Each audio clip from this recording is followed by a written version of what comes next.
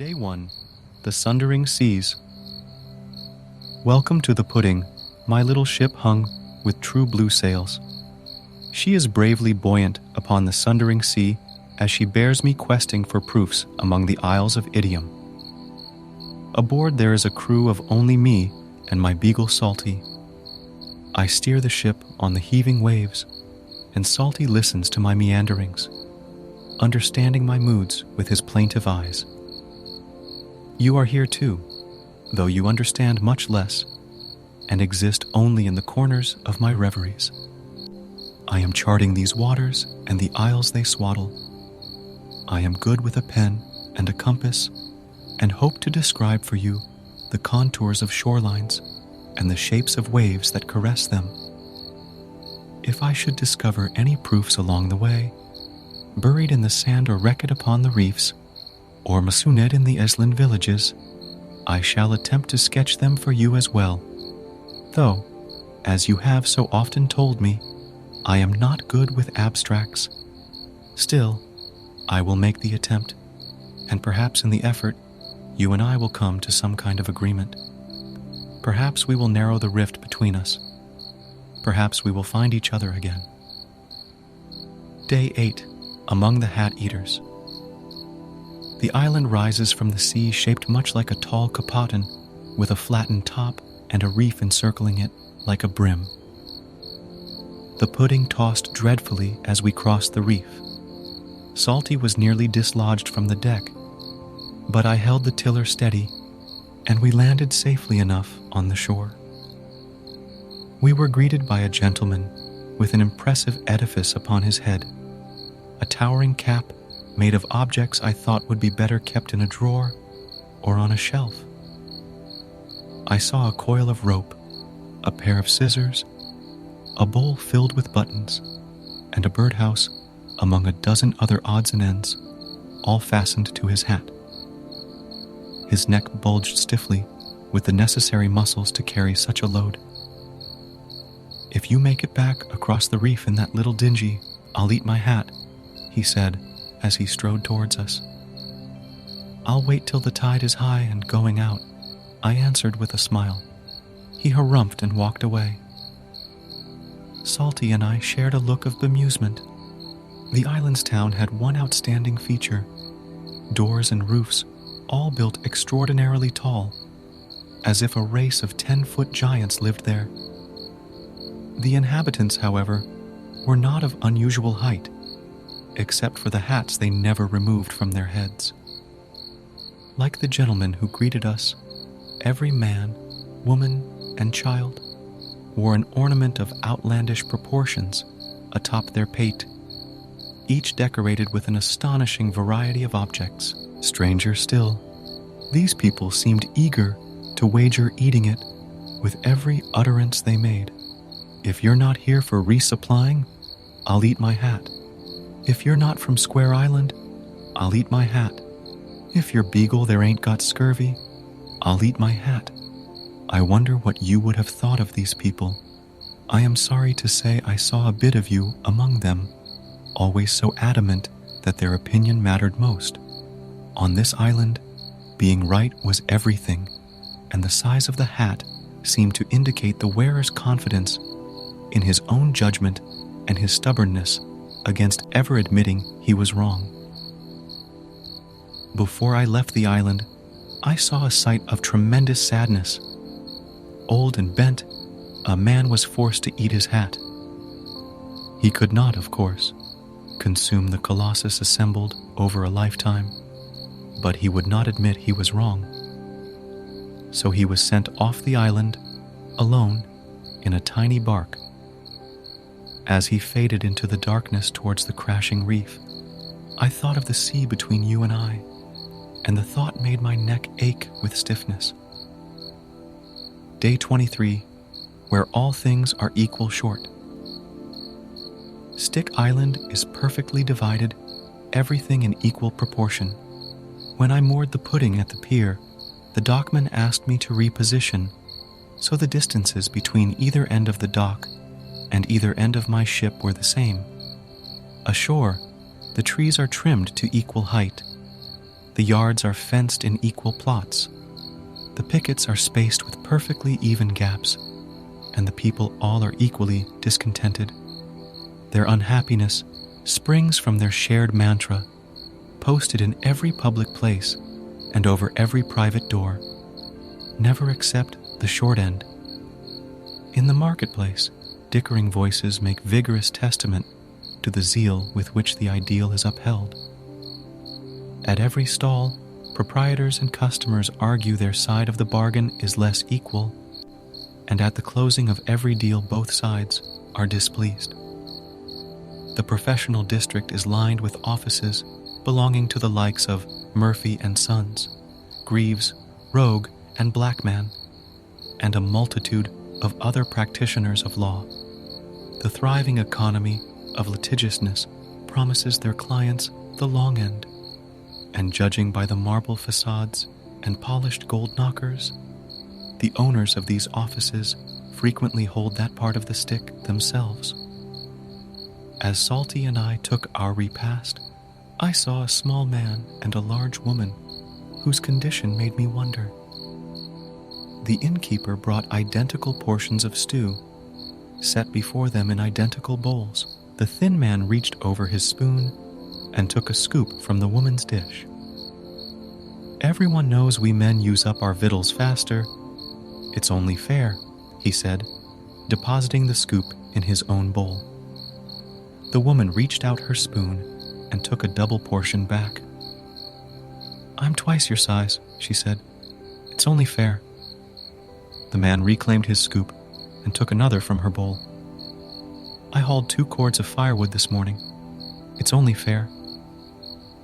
The woman's face grew red. "I've done laundry for most of the town today. It's only fair." She dumped half his bowl into her own. "I thatched the roof just yesterday. I birthed your children. I worked my fingers to the bone." The stew flew back and forth across the table, and neither man nor woman ate their fill. Finally, both stomped out to find a lawyer to help them argue their case. I looked down at Salty, who was licking the last from his bowl. "Here," I said, "have some of mine." The innkeeper then asked me to leave, declaring with disgust that short-enders weren't allowed in his establishment. As I walked down the docks, I thought of you. Your eyes that flash when you are angry, and your tears that you try to hide. I wonder if there is truly such a thing as fairness. If there is, I suspect now it isn't worth at all what I thought it was. Day 67. Twisters and Turners. Though Plotter's Island is quite small, it has 2 villages, one on either side, an easy walk's distance. The residents of each intermingle every day as they go about their business, and I have never seen such friendly greetings and doffing of hats and pleased to see yous among any bunch of neighbors. At evening time, however, they separate. Twisters brood together in little cliques in one town. Turners seat themselves pensively at tables in the other. Salty and I sought company among the twisters. We found them most accommodating during the day, offering help to strangers and exclaiming how fortunate they were to have visitors to their humble land. After sunset, the mood turned different. I tried to join a group of conversationalists, but my presence dampened the dialogue, and I saw sidelong looks that made me feel I wasn't welcome. So I sat with Salty some way off and listened to snatches on the wind. Nowhere have I ever heard such unabashed gossip. "The stranger, what have you heard about him?" "He's running from the law. Killed a man on Square Island."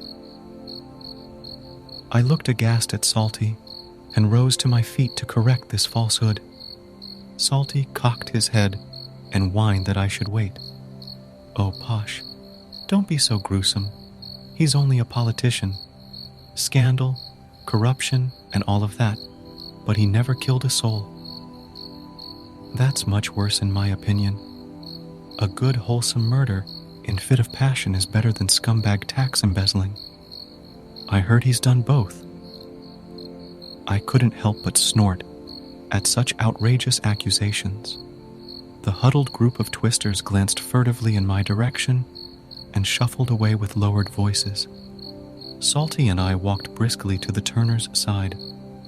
I took an open seat at a table where half a dozen others furrowed their brows and stroked their chins. The table was shaped exactly like the island, and wooden carved figurines stood across its surface. "What's the game?" I asked. "Game?" grunted the mustache next to me. "This is no game here, my man. This is just desserts." He lifted a push stick and used it to shuffle a group of figurines across the board. "Are those twisters?" I wondered, looking at the pieces. "Aye, they are. They're the ones that told that tale about me and Mrs. Brinkman's cabbage patch. I don't even like cabbages. But I'm plotting something real good here." He scratched his chin, then pushed another piece across the board and chuckled darkly. "They'll never see this coming." "They fabricated the most horrible things about me. Those twisters did," I said. "That's what they do," a gray-haired lady across the table muttered, always suspicious, imagining the worst. "But we got them beat here. We turn it all right back on them. Well, I can see how that would be quite satisfying." I chirped, "I'd like to repay them for their unkind thoughts myself. Have you got an extra push stick around?" Salty whined from down between my feet. His sad brown eyes reminded me of you, and suddenly this game felt too familiar. I scuffed the sand as I walked back to my ship. Twists and turns, thickening plots. I have trouble now remembering where it even started between us and how it ever got this far. I hope you think of me, wherever you are, however far across the sea. I am thinking of you, and I promise all my plans are different now. Day 108, The Simple Things. I could see the tall spires of Hardley Island long before I reached its shores. It's a marvel of spiraling towers and crystal palaces, soaring in the sky and sparkling in the sun. The docks are of a floating metal that lifts and falls with the tide, and everywhere I look, there is another invention, a wonder of ingenuity crafted with exquisite skill I cannot comprehend. I would have asked how they were made, but I could not find a single moving creature. The streets were dark. Cobwebs filled the unlit lamps atop their posts, and silence alone enjoyed the many miracles.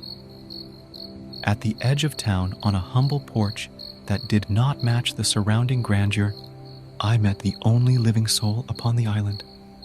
He was old and frail, and his chin drooped against his chest as he rocked gently in his chair.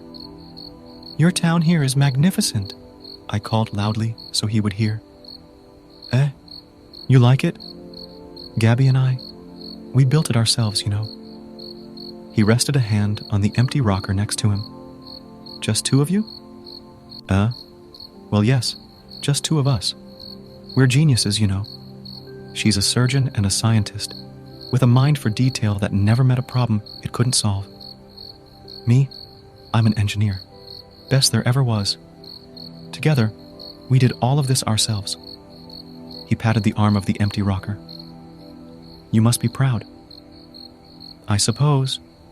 His jowls wobbled as his aged head tremored. "But you know, we spent our lives mapping out synapses and sending ships out into space. Wasn't till the end we figured out it isn't brain surgery or rocket science that makes you happy. It's the simple things." He looked over at the empty chair and gave a roguish wink. "The simple things?" I asked, not daring even a glance at the vacant chair. "That's right, like hand-holding and telling someone she's pretty." He winked again, "and stealing kisses and being glad you got each other no matter what. That's better even than driving a horseless carriage through the sands of Mars. I'd know, Is Gabby here? I'd like to meet such a fine lady, I asked, foreboding in my heart. Why, she's right. The old man started, staring at the empty rocker. He licked his lips. Well, she must have stepped inside. She'll be right out presently, I'm sure. It's not too late yet. Day 109, course for Square Island. Salty knows we're heading back. He rests his paws upon the bow and seems to taste the air of home ahead of him. His tongue lolling, his ears perked. I hope I'll find you there. Perhaps you're waiting on the bluff, your golden hair dancing on the wind, your empty arms yearning for me like I am yearning for you. I am not coming back the same. The pudding's holds are full of proofs. You'll see them if you let me show you. The wind is in our favor, the true blue sails are filled, and Square Island has always promised new beginnings.